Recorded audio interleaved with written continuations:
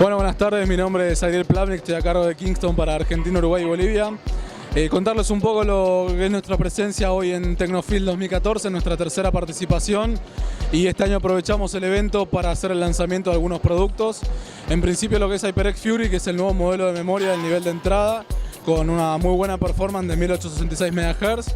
Estamos también mostrando los auriculares HyperX Cloud, que es la segunda edición de auriculares, pero la primera que hacemos propiamente como Kingston de manera independiente. Y quizás lo más importante, estamos haciendo el lanzamiento oficial de HyperX como marca dentro del segmento gaming, donde tenemos una apuesta muy grande para este año con un lanzamiento aproximado de 14 productos, con la idea de darle al gamer un montón de soluciones en todos los aspectos, no solamente memoria, sino también USBs, SSDs, auriculares.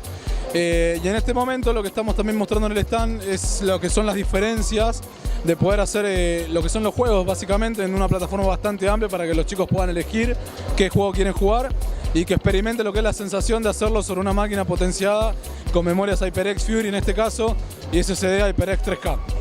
Así que eso creo que es todo, muy agradecido y estamos muy contentos de esta nueva participación en Tecnofield 2014.